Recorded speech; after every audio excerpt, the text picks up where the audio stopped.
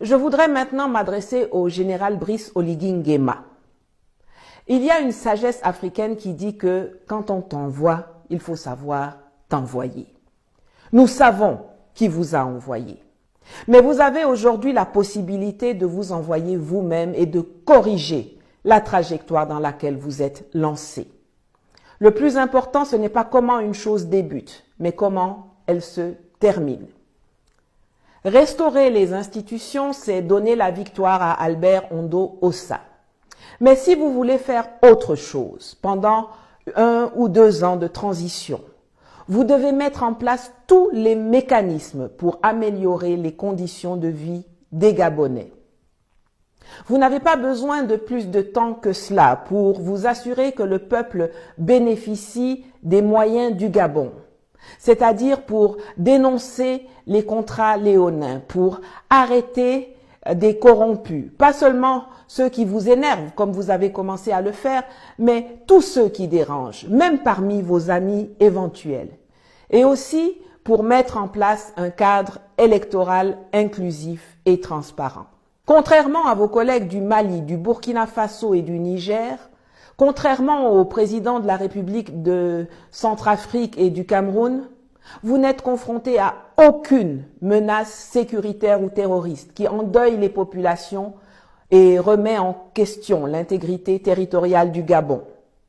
Si vous êtes honnête avec le peuple, 1 an ou 2 est un laps de temps suffisamment large pour mettre le pays sur de bons rails et pour rendre le Gabon aux Gabonais. Mon dernier message sera justement à l'attention du peuple gabonais.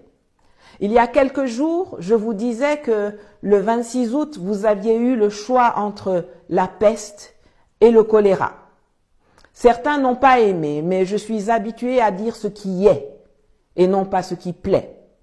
Ma mission, la mission que les ancêtres m'ont confiée, c'est d'éveiller et de réveiller les Africains pour qu'ils sachent se mouvoir dans un monde complexe où tout est mis en œuvre pour nous maintenir dans la soumission, dans l'ignorance, dans la pauvreté et pour permettre aux autres d'exploiter nos ressources et de s'enrichir à nos dépens. Je le fais au péril de ma vie et au prix d'énormes sacrifices. Le choléra, ce sera. La France, bousculée et chassée de partout en Afrique de l'Ouest, a besoin de rebondir quelque part dans son précaré, si elle ne veut pas perdre complètement sa place à la table de négociation du nouvel ordre mondial qui se prépare actuellement.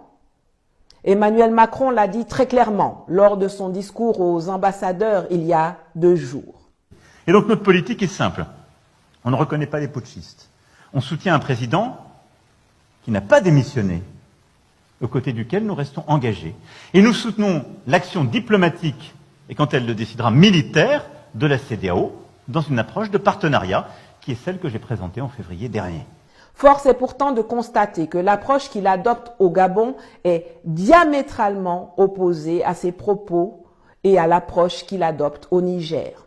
Aucune gesticulation, pas de conseil de défense et de sécurité, pas d'ultimatum, pas d'appel au retour à l'ordre constitutionnel, pas d'exigence de libération d'Ali Bongo, pas d'intervention militaire, pas de retour à la CEAC, la Communauté économique régionale d'Afrique centrale. Tout est aux antipodes des actions qu'il pose au Niger. Il ne faut pas être un savant pour savoir pourquoi. La France a organisé 3 coups d'État ces 2 dernières années pour permettre la survie de la France-Afrique. Celui contre Kaboré, celui contre Déby Père et aujourd'hui celui contre Ali Bongo. Dans le même temps, des militaires patriotes et panafricains ont réussi 3 coups d'État contre la France-Afrique. Assimi Goïta au Mali, Ibrahim Traoré au Burkina et Abdraman Tiani au Niger.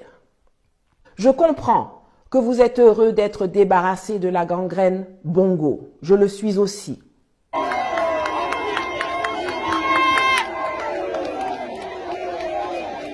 Mais ne sombrez pas dans l'euphorie. Si vous n'êtes pas vigilant et déterminé, ce qui arrive devant sera pire encore que ce que vous venez de laisser derrière vous.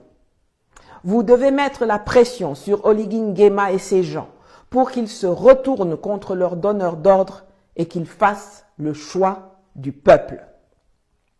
Vous avez la réputation d'être ceux du précaré français qui sont le moins dérangés par la France-Afrique. Vous avez accepté de mettre vos espoirs dans des gens qui ne vous ont rien proposé de concret, comme Ondo Ossa, ou alors qui sont les véritables chevaux de Troie de l'ennemi de votre progrès et de votre bien-être, comme Alexandre Barrault-Chambrier, qui incarne la France-Afrique dans ce qu'elle a de plus malfaisant, cynique, dangereux et détestable.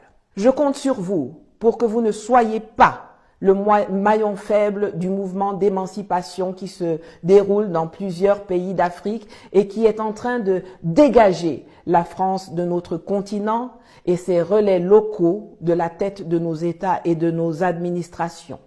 N'oubliez pas le mot d'ordre. Ils doivent tous partir.